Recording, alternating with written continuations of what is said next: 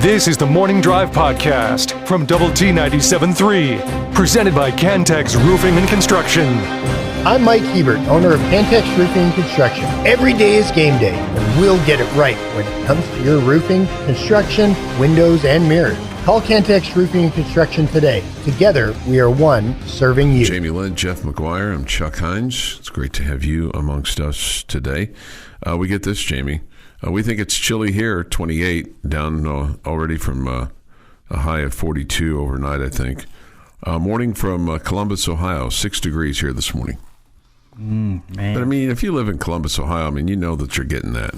You know that you're getting that. We know that we're getting this every once in a while. So while we bellyache a little bit about it getting into the teens and, wind chill of whatever it is going to be over the next few days, for the most part, it'll be nice by the weekend. It ain't going to be nice by the weekend in Columbus. So we're not feeling sorry for them? Is that what you're saying? Okay. No, I just that it is what it is. I mean, I think it's kind of like living on a golf course and then complaining about a golfer hitting your window and breaking it. I mean, you just can't you can't do that. Okay. All right. So we'll never hear Chuck complain about it being windy. No. I love living in Lubbock, Texas, and I don't always love the weather here. No, I'm with you on that. Okay. My only point is there are days that it's miserable to be here. Yeah, there's my point is though is that if you live there, you know that it's going to be bitter cold for a stretch. Good morning, fellas. I'm the first-time texter from yesterday. Okay. I'm a 95 tech grad that recently moved back to Lubbock from out of state. Glad to hear a program that talks tech regularly. Okay. Thank you for listening. We got a whole bunch of them. Moving just all day long. All day long. Yeah. Yeah. 6 to 9 here on Double T 97.3. 9 to noon with the end of the bench on 100.7 The Score. Noon to 3 with the bottom line on 100.7 The Score. And then again, 3 to 6 on Double T 97.3. Okay. So moving back from North Carolina. All right, very good. Big 12 basketball from last night. This might put the old nail in the K-State coffin as far as the NCAA tournament is concerned. They lost at Utah last night, 74-69. Yeah, I don't know that I'm quite there with K-State. I think that sounds like a little bit of wishful thinking on your part, but it was one that, I mean, they had been rolling there for a while, so they were hoping to keep it going. But it's an uphill challenge for them. Number 19 Arizona wins over Baylor in Waco, 74-67. Okay. Yeah, no big surprise there. I guess. No. But I mean, the surprise for Baylor is they're 8-7 in the conference. Yeah. And they're 16-10 overall. That's a surprise. That's the surprise. Yeah. The problem for K-State is not only are they 7-8 in the conference, so they're game under, but they're 13-13 in overall play. I mean, they're not going to make the tournament. They're going to have to win the Big 12 without a really, really strong finish, probably so. Yeah, I mean, I think they could go 5-0, and that would put them at 18-13. Okay, that 12-8, maybe a bubble team, maybe. I think even Utah is. Heck, even TCU. I mean, this is a big game for TCU tonight. Oh, it sure is. 7-7 and 14-11. So, I mean, that's a top 10 win would be very nice for their resume. I mean, I think as it sits right now, this is just my little humble opinion. 7 teams from the Big 12 are going to get in the tournament.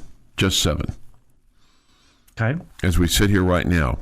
And I'm just going to go with Houston, Arizona, Texas Tech, Iowa State, BYU, Kansas, and Baylor. That's it. Everybody else didn't win enough games, including, TCU's 14-11, 7-7. So, I wonder. I've said now for a few weeks that I think it started with one of our questions of the day. I don't think the conference is as good as I expected it to be.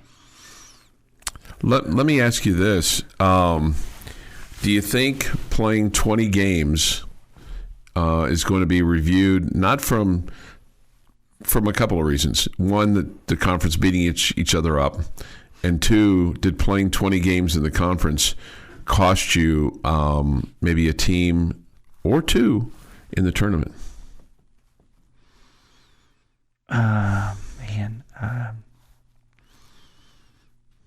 Because you just didn't have as many patsy wins? Or because you had teams, that rose up and won games that maybe you didn't expect, like West Virginia won some games early on, and UCF, they're 4-10, and one of those 4 is over Texas Tech. TCU 7-7. I just wondering out loud, going, okay, did that hurt the Big 12 by playing 20 games against each other? I wouldn't think so. It gives you opportunity for more quality wins. I don't disagree with you. I love it, actually.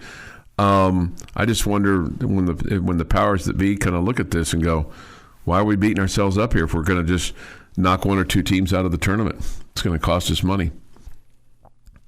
Yeah, I don't know if it knocked teams out of the tournament or not. Okay, all right. That's a fair question. You're going to have to show me point. at the end of the year with some team that was the first 4 out, and you're going to have to then match it up and say, okay, TCU, you were the first 4 out. Okay, well, if you didn't have that second loss to, let's say, Texas Tech, and you only played them once, and you had played UNT instead and got a win, would that have pushed you? Would that have been enough? Yeah. I have a hard time believing the answer to that is yes. Okay, that's a fair point. They might want to look back at their first game, which they lost at Arizona, 90-81. It's not a bad loss. I was going to say we also lost there. Yeah. They had a loss to Utah. That's not a good loss. A loss at home to Utah, 73-65. Yeah. That's a bad loss. And then they lost big at UCF, 85-58. UCF's puzzling, but on any given day they could be pretty good. They are puzzling. And other days they're horrendous. No doubt. No doubt. No question. So tonight it's Tech and TCU, and again we'll have the game for you at 6, play-by-play at 7. Other games in the Big 12 tonight. Number 8, Iowa State plays host to Colorado. Colorado coming off of a win. Number 5, Houston's at Arizona State tonight, Jamie. That's a biggie. Maybe Arizona State can rise up. And BYU plays at home against Provo against 23rd-ranked Kansas. Jayhawks are reeling. Your daily dose of sports and fun. This is the Morning Drive Podcast from Double T 97.3. Presented by Cantex Roofing and Construction. Right on the button. Time for this day in sports history. Today is Tuesday, February the 18th. Here's Jeff McGuire with this day in sports history. Gonna start in 1928 with a little conspiracy. Oh, I love it. USA 2 beats USA 1 by half a second for the 5-man bobsled gold medal at the St. Moritz Winter Olympics in Germany would take 2.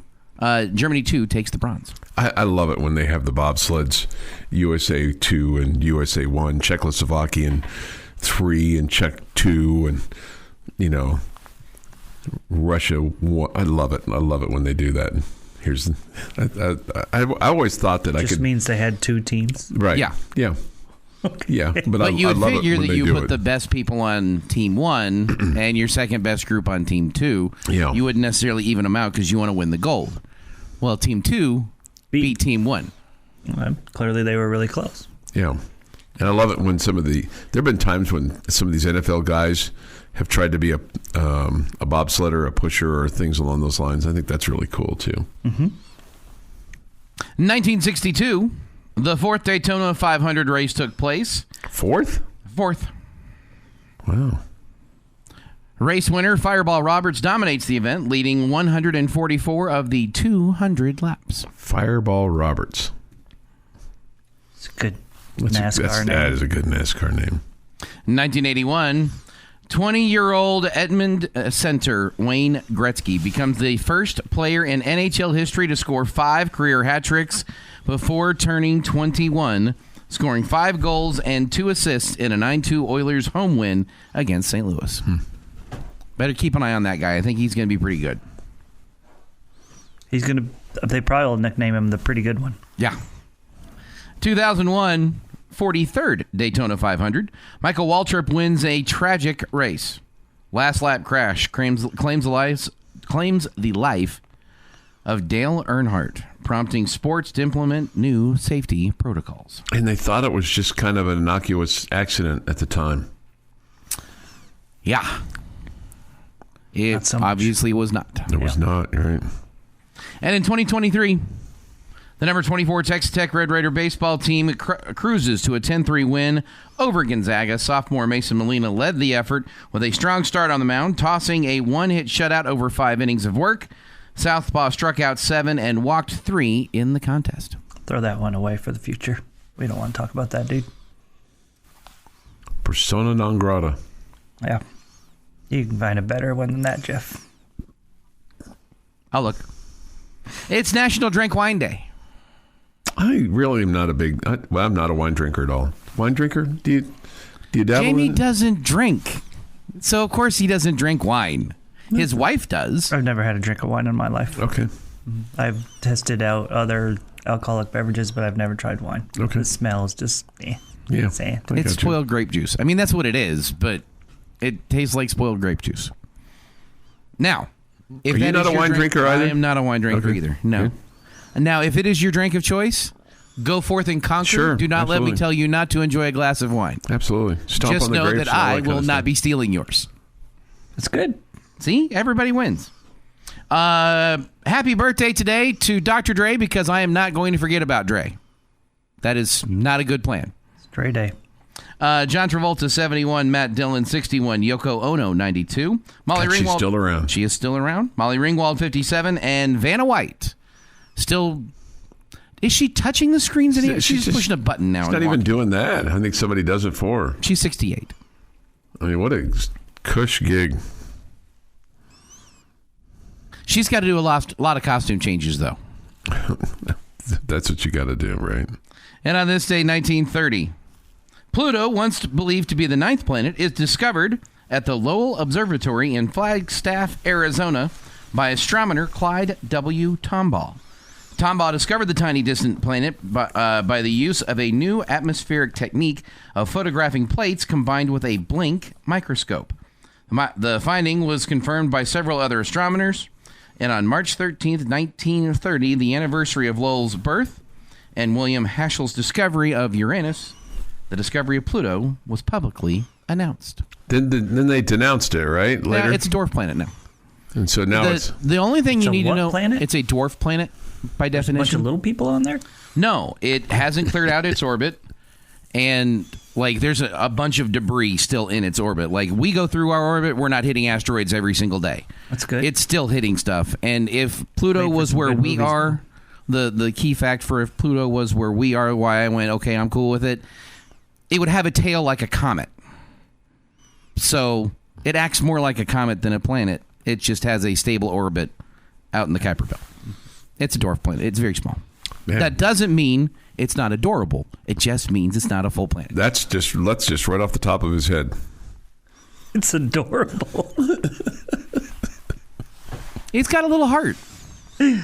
Like when not New Horizons?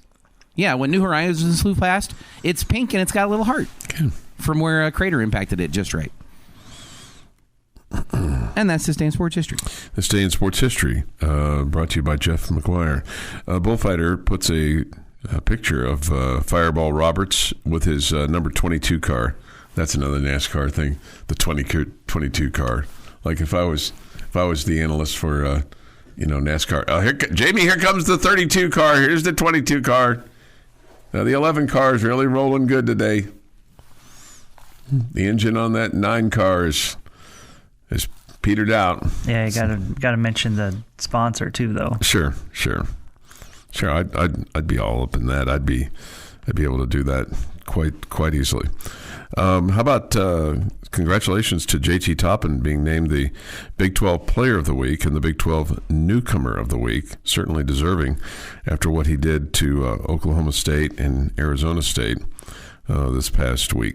So Seems very deserving. yeah, seems like would have been like, okay, why are we even doing players of the week and newcomers of the week if this guy's not winning this one. So it's his second conference honor of the season. He earned Big 12 newcomer of the week back on November 25th during non-conference play. Okay, so good for Mr. Toppin. He's the second Big 12 player, second Texas Tech player to get Big 12 Player of the Week. Darion Williams did that the week of the 23rd. Okay, so there you go. That's congrats to JT. Congrats to JT. Somebody said this with regard to complaining about the golf. Yeah, kind of similar, going to a gym and complaining about sweat. Okay, well, a little bit different. Guy just sitting there having it pour off him, making a lake around him on the gym floor as opposed to, oh boy. Or if you don't record it on your Apple Watch. I subscribe to that theory. Oh, man. I went down to get on the treadmill this past weekend and on our trip and realized I didn't have my watch. And I'm like, it doesn't count if it doesn't show up on my watch. So did you go back up and get I went back up and got my watch. Good for you. I felt so stupid. What's your current streak up to for consecutive days of filling circles? Oh, you lost it? With all the rebounding and everything else you've done, you've lost it? Yeah. I'm sorry. Disappointing. No, that's all right. I have to be smart. My knees can't take it every single day. You have to have rest days when you're this old. Yeah. That's good use of your body there. The Morning Drive podcast from Double T 97.3 is presented by Cantex Roofing and Construction. .com. We heard from Dan in Dallas earlier this morning, Jamie. Regretfully, he will be unable to attend tonight's TCU Texas Tech game, citing the rain and the weather in the Dallas area, which it's understandable. It's understandable. He said, guys not going to the game tonight. Rain most of the day, 27 degrees at game's end. I'm afraid I would be sliding away. Be safe, Dan. Yeah. And we don't be safe. We don't want Dan to do that. Let's see. In the first 4 losses of the season, they look like they folded and didn't know how to win and close out a game, specifically the Iowa State game, where free throws ice it. Since then, it seems a switch was flipped.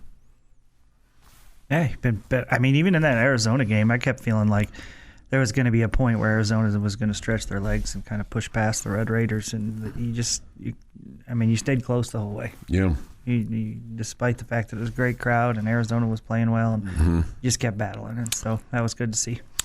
Some numbers on TCU. They averaged 68 a game. Their opponents averaged 68. TCU technically 68.2. They've shot 42% from the field. Their opponents 44. But Jamie, they're at 31% from three. They average 6.3 threes a game. Their opponents a little over 7. Opponents are shooting 31% against them. But man, their free throw shooting. They're getting to the line a ton, but they're only averaging 13 made free throws a game. But the problem for them is they're shooting at a clip of 65% for the season. Now in Big 12 play, they're shooting a little bit better, 41%, but they're down to 5.5 threes a game, 28% from the field, and they're shooting 66% from the free throw line. But for a team that has played 14 games, let me give you a really quick number here. Their average getting to the line 18 times a game, and they're making 12. Okay. So that's a number that's not very good. Their opponents are making about 12 free throws a game as well. They're getting out rebounded. They're only turning it over about 12 times a game. But when you compare that to Texas Tech, that's a low number. The Red Raiders are at 10.7, but they're forcing almost 13. So you're picking up almost 3, about two turnovers per ball game more than your opponent is turning it over more than you. And Tech's getting about 7 steals a game, and TCU in Big 12 play, they're stealing about 7 times a game as well. So they're getting outscored in the first half and in the second half of the season for a team that's 7-7. So I guess really more than anything else, do you just worry about overlooking them? Is that what your biggest concern is here? Yeah, I don't think I worry as much about overlooking. It's a road game, all that good stuff. I feel like that fires teams up. I mean, I guess I just feel like TCU's not terrible. So if they have a game where they're shooting it really well, then they have a chance to pull off the upset here. I think you're the much more talented team. I think you're playing much better defense than they're playing. I like your odds here, but again, you just never know. Yeah. And then you got the funky court tonight. I don't think that affects anything. It's just. I don't think that's going to cause us to dribble out of bounds or miss our free throws or anything. Well, it's the half court line and the sideline. It's just all blurry anymore. I mean, and maybe I'm too focused on this because I've just seen it in too many different arenas. It just feels like the sidelines, not the baselines, the sidelines. The baselines to a degree, because you got palms and cheers and photographers and people are putting, premium seating tables, and we have too here at Texas Tech, especially on the north end.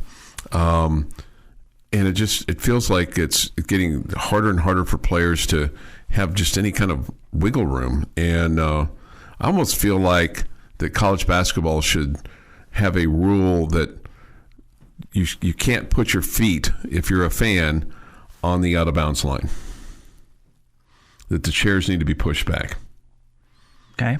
But it's not possible. That's not possible in every arena. So do we have to put your height in when you determine where you can sit? No, I just think the chairs back farther than others. There's times like if you sit on scholarship row here, I mean, if you stretch your legs out, you could trip somebody. Yeah, I'm just joking, Chuck. I don't disagree with you. I think they could absolutely back it up a little bit everywhere. But, I mean, it just feels like that's not going to happen. It's no different than I think college football should have a rule that you can't have incredibly small sidelines like they have in Stillwater and in Norman. Yeah. Mm-hmm. Yeah, no question. I mean, it's a bandbox, and I think Fort Worth even too. I haven't talked to coaches about this. This may shock you that I haven't talked to them about this. But it feels like, especially because you'll see coaches and assistant coaches standing, and we saw this in the Baylor game on Saturday where both staffs were complaining about the others standing, the assistants and whatnot. But it kind of feels like that plays to a team's advantage, especially when you're like trying to trap in a corner in front of a team's bench. Even though there's plenty of, it just feels like that you get kind of trapped in there by it's louder. I mean, you feel intimidation, I guess. I don't know. And then I think it's hard. Two women's basketball teams complaining about the other's assistant coaches standing up sounds like so women's basketball. Well, I mean, that is so women's basketball. I probably painted that a little bit worse than maybe what it was, but it. Well, they're standing up. Why can't we stand up? I don't know if the conversation quite went like that. Okay, but I mean, you could see that both sides were, they were standing up more than our people were. Of course they were. The Baylor people. But we had somebody standing up. Because Chuck counted all the times. No, I didn't. The thing that keep stats. The only thing that cracked me up is that there was a GA standing up on the second row, and Baylor complained about her standing. It's like, are you kidding me? Are you really kidding me? I think she was just standing for just a moment, but they complained about him. But I do think it makes it harder on the officials for those sideline out of bounds plays because there were a number of times where players were stepping on the in line for both teams. It seemed like it was really crowded for whatever reason. And you see this in the men's game as well. And then trying to determine if somebody's out of bounds or not. It's just really hard with the way these things are painted now. And I mean, the half court line especially too. Sometimes it's not defined. Mm-hmm. And it's not at our place. It's not defined. And it's like, it goes across the logo or whatever. Yeah, right. You're just trying to figure out, okay, were they in backcourt or not? But anyway, that's small potatoes kind of stuff there. Doesn't the trailing official stand on the half court line until they get it passed? I don't know isn't what that the where exact, they're at, so that he's like on the line. That makes sense. It just seems like. I mean, I'm asking. I don't know, but I think that's where they position it. I think you're probably right. It's just sometimes it seems like if you and this, you're not supposed to do this. You're not supposed to stop dribbling near the half court line or at the half court line. It just feels like sometimes they're trying to. It looks like they're trying to figure out where the half court line is. And there's certainly along the sidelines, especially where the scores tables are, it just feels like that it feels less room. It's not. It just feels like it. I know it's probably petty of me to think like this, but it just seems like you could push everybody just back just a skosh. No, I don't disagree with you. And how you fix it? If the players have to say, "Excuse me, I'd like to throw the ball in from here, please," that's when the referee goes, "Cool, technical, home team, free throws." This is the Morning Drive Podcast from Double T 97.3, presented by Cantex Roofing and Construction. Jamie's question of the day on Double T 97.3 is brought to you by Connecticut of West Texas. All right, gentlemen. We're talking Red Raider football today. Okay. We touched on the guys over there in the new digs. They're getting ready for spring football. Yep. All right, I want you to take a look at your Texas Tech football schedule, or you don't really have to. I can ask you the question. Okay. There's a 5-game stretch here that I think is a pretty tough stretch. On October the 11th, you're going to play at home against Kansas. The next week, you'll play at Arizona State. You'll return home to face Oklahoma State. You'll head out on the road to play at Kansas State, and then you'll come back home for BYU. That is a 5-game stretch. I want you to tell me what you think the record will be in that 5-game stretch. Okay, when does it start again? October the 11th through November the 8th. Kansas through BYU. 3 home games, 2 road games. Yeah, I hate telling you this, but I think it's 3-2. I think you win at home against. I think you win your home games and you lose your road games. Okay.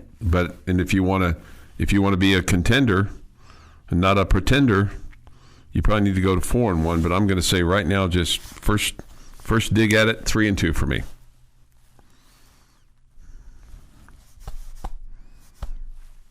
Mr. McGuire.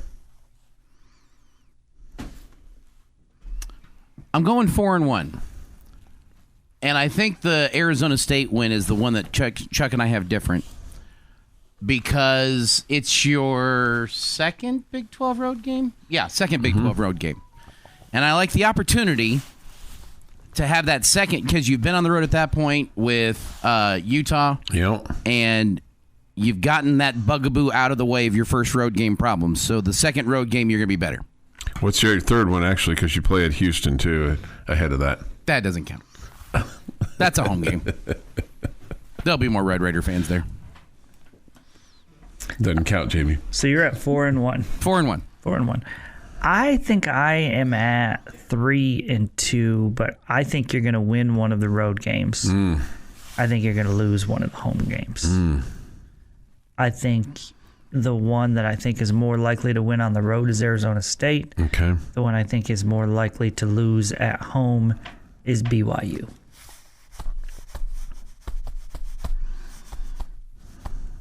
BYU is the toughest home game for sure of that group. And I was looking at that, and I'm like, you know what? No. We're going to win that one. That's going to be the one we're going to win. Okay. Positive attitude. Mm-hmm. Thinking positive, it's going to make it happen. Right? That's how it works. I'm really intrigued to find out what Arizona State is. Yeah. I mean, clearly they have a good quarterback coming back, but I just... what are they without Scadaboo? He was so important for them. But the same thing could be said for us. With Taj Brooks, position. Yeah, no doubt. This off the Yates Flooring Center chat line. I think their record in that 5-game stretch will be 2-3. Losses to Arizona State, Kansas State, and a home loss to BYU. You go 2-3. That's not conducive to being a contender for the Big 12 championship game. That'd probably make things really difficult. Yeah, no doubt. No doubt. I mean, it's a tough schedule. It's a really, really tough schedule. But I mean, you've paid for a good team. We're gonna see how they come out of the box. Of course, you're not going to get tested until maybe Oregon State, and maybe even then that's somewhat questionable, right? D1 team. You haven't gone 3-0 yet under Joey McGuire in non-conference play, so I'm not chalking any win up against a D1 team in non-conference. Yeah, I would think Oregon State, just like Washington State last year, will be very motivated to play play a Power 4 team, since they didn't get the invite to any of these Power 4 teams. So I think that'll be a game that that the Oregon State folks will be excited about. So, but they got to come here. Yeah. I mean, I feel confident that you win that game, but I don't think it's a. I'm not writing that one in yet. Yeah. Chuck, the first two non-conference just have me thinking, man, I can't wait till we get to Utah. But. Yeah. Right. Chuck brings up a good comment. Last year when we were talking about the schedule, we were looking at that going, wow, this is a pretty easy schedule. Would any of us call it an easy schedule looking back at it now? I think it got a lot harder than what we thought it was a year ago from now, right? A lot of the teams that we thought were going to be good that you avoided, you ended up playing some good teams. In fact, you played both teams that played in the Big 12 championship game. That wasn't expected when we were looking at the schedule at this point last year.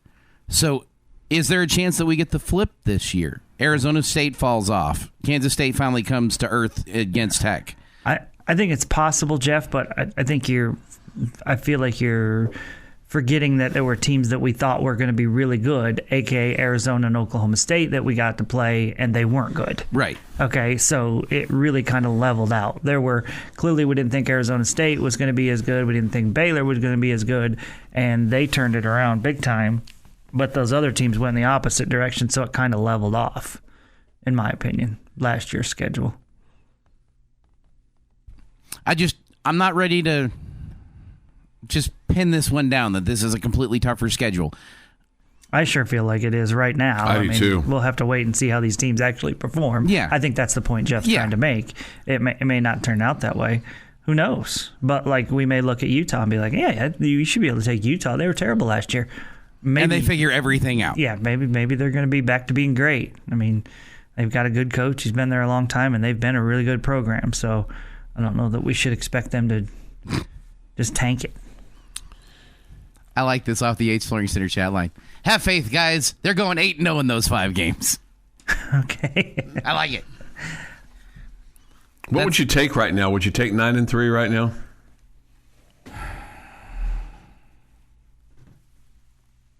No. I don't think I would. You might end up there. I want to see what this team's made of. Maybe we're dominant. Okay. Ask after spring. Let's see what these guys look like in the spring. Not that that's going to answer all the questions. Oh, man, they're going to be gangbusters. Right. But let's look at the spring. Come on. Feels like we added every single guy that we wanted. So sure, right. I want to give them, the benefit of the doubt that we can be better than 9-3. Your daily dose of sports and fun. This is the Morning Drive Podcast from Double T 97.3, presented by Cantex Roofing and Construction. Today with Jamie Lent and Jeff McGuire, I'm Chuck Heinz. We come to you from the First United Bank studio. Thoughts, comments, Yates Flooring Center chat line. Also, the Visual Edge IT hotline is open on this day, 806-771-0973. I heard Clint say something yesterday during Tech Talk, and I hope I can get it down exactly. We can see your voice on the Yates Flooring Center chat line, or we can hear your voice on the Visual Edge IT hotline. I thought that was very clever. Okay. That's a different way to say it. We're always looking for different ways to say things and do things, contrary to popular belief. But, try to kind of twist it around a little bit. This from the Yates Flooring Center chat line. One I buy, and I'll buy the others as well. Just interesting to see them combine like this. Teachers and farmer ranchers are definitely not paid what they are worth. Man, that is 1,000,000% accurate. Yeah. Agree, Jamie. Not everyone brings in tens of millions of dollars to their company, while her salary will max out around $100K. Luckily, with endorsements, she'll make millions more, though. That's Caitlin Clark. Yeah, she'll. But you could say that her company or the WNBA is giving her that opportunity, because without that, she probably wouldn't have that opportunity to make the millions. Very accurate. Yeah. Okay, couldn't we say that about all of us too? Yeah, absolutely. If there wasn't a radio station, we wouldn't be able to do a show. That's correct. If there weren't radio stations, you wouldn't be a multimillionaire selling the advertising. Multimillionaire is a bit inaccurate, but billionaire, Jamie. Billionaire. With a B. Yeah, yes. Okay. Also quite inaccurate when you think about things. This from the Yates. I'm just kind of reading them as we get them here. I've already learned how to pronounce Tolar. It's like polar. Polar. Toller.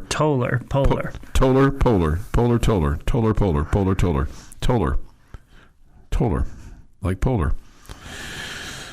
Hey. Would you take 9-3? Are you crazy? They spent $10 million on this roster. Actually, they spent more than that. That would be a massive disappointment. A massive disappointment. Would it be a massive disappointment if we just went 9-3, considering that you haven't won 9 games in a regular season since 2009? Massive disappointment. I think 8-4 this year was a disappointment. Yeah. So to go 8-4 again this year, But 9-3. He says 9-3 would be a massive disappointment.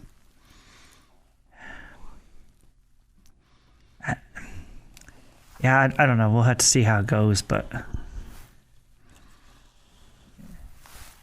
at a certain point, right? You're talking about, okay, well, when you're spending the money that you're spending, we're not just little Texas Tech anymore, right? When it comes to the football program, right?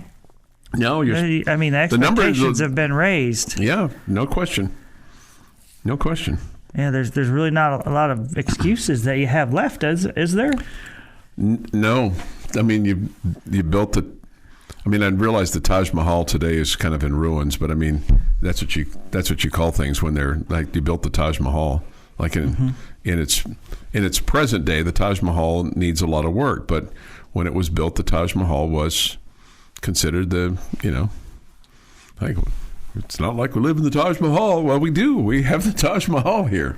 You got everything you want. I was going to say, can we get back to Tech football? Yeah. Instead of breaking down this old building. Taj Mahal? Yes. Well, that's what people say, Yeah. I just I feel like the expectations for those folks in that program are that they're going to be a team that's better than 9-3. 9-3 that's competing for a conference championship. Coach McGuire has said as much, right? That we absolutely have to be competing for a conference championship. So I think we spent so much time this year when you were, I'm not saying you, the fans, there were certain fans that were like 8-4. We don't get to 8-4 very much around here. We shouldn't be disappointed with 8-4. Okay, well, me personally, I was disappointed with 8-4. Yeah, I was too. Because you lost games you shouldn't have lost to. The Big 12 was there for the taking, and you didn't take it. Right. And a team at Arizona State, who was picked 15th or 16th in the conference, took it. Okay, and you didn't. You had that same opportunity. And by the way, you beat them and the team they played in the conference championship game as well. Okay, so 8-4 in 2024, it was different than 8-4 in 2016. Okay, so yes, it was disappointing. So 9-3 this year, yes, it's more than you've won in the regular season in quite a while and all that good stuff. But yeah, it would be disappointing. Yeah. Because again, it's there for the taking. The Big 12, and if you win that sucker, then you got a chance to play in the real one. Somebody says this. Yes, huge expectations. Never spent multiple millions before either. Yeah. With this fan base, Joey might get run with the highest conference win percentage in the history of the school. Wow. Everyone spends money, guys. Okay. Yeah, everyone spends money. You're right about that. Yeah, and in the past, I mean, I feel like there were many schools that were spending more than you. Mm-hmm.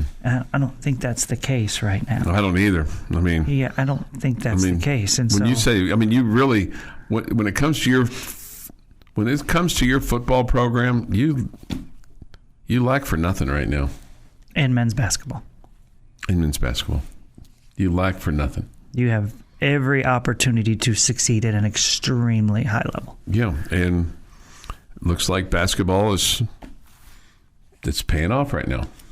You got to finish the year, but it's paying off. And I think it's paying off in football too. Yeah. I think you're trending in the right direction. Yeah, you just got to trend that way to the field where you. Yeah. You know, I mean. I think the product on the field has improved. Mm-hmm. 8-4. And I mean, it looks like you're going to continue to keep getting better.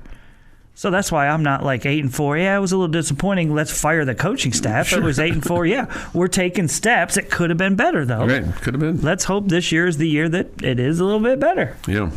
This has been the Morning Drive Podcast, presented by Cantex Roofing and Construction. Check out our library of Double T 97.3 podcasts at doublet97.3.com.